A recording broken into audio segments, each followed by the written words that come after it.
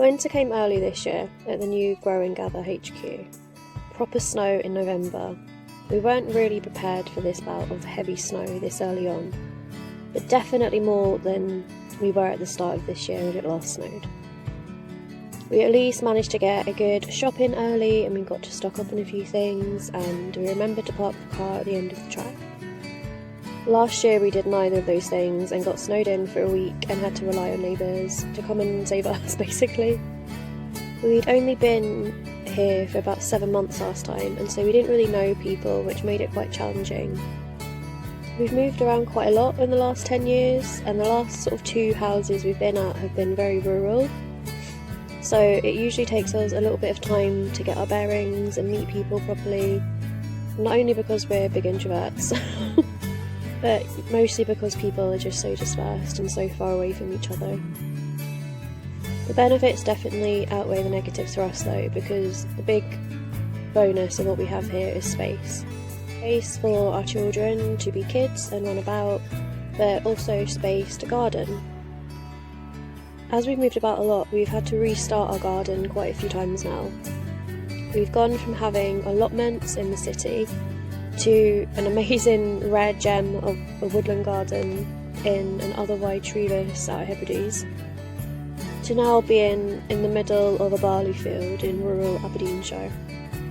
We're currently renting the house from farmers who own it and the field around, and we're really lucky to have found it, to be honest. Rural lets, or just lets in general, are just like gold dust right now. The house itself is decent and cosy, albeit a little bit cold in the winter. But the garden, more importantly, is quite a good size. It wraps around the whole house, and there's a smaller walled garden as well, right out the front, or the back, depending on which way you're looking at it. When we moved in though, it was just grass, and the previous tenants weren't really gardeners, so it was easier for them to just have it as lawn. We were really happy though when our landlord said that he was happy for us to garden and put veg beds in and put a few trees in. So that's exactly what we've done.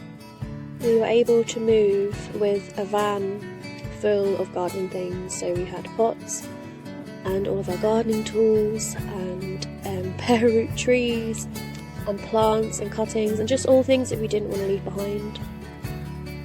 We feel really fortunate in this climate, given who we are and where we've come from, to have had access to land in some form.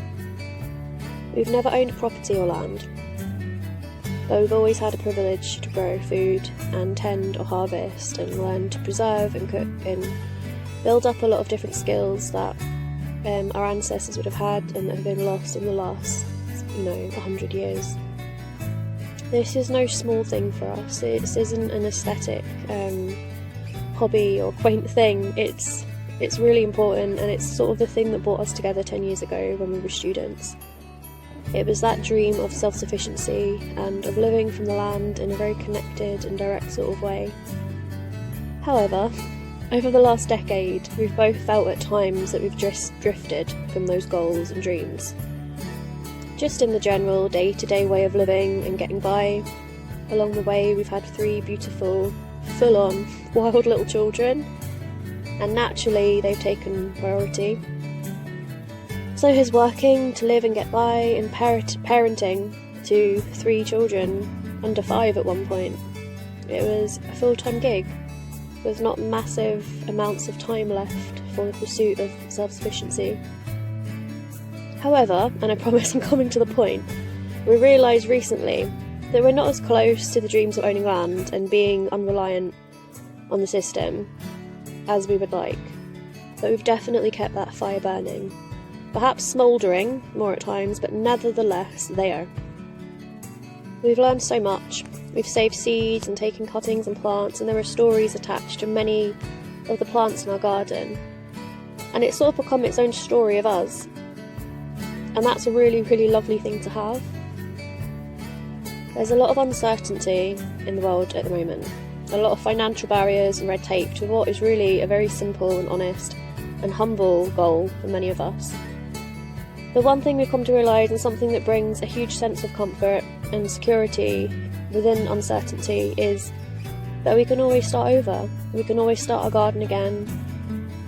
We know from experience that this is possible, and it really just comes down to nurturing a relationship to the land around you, being in it and with it, wherever that is. So, this beautiful place isn't our forever place. We'll never set roots too deep into this soil. The trees that we plant here are only ever going to be dwarf varieties. And we'll never garden here as if we would if we thought we'd be here forever. But that's okay. It's entirely okay. And probably preferable to just do what you can now with what you have. So this is our journey. As you can see here, there are raised beds, but the snow is so thick you can't see them.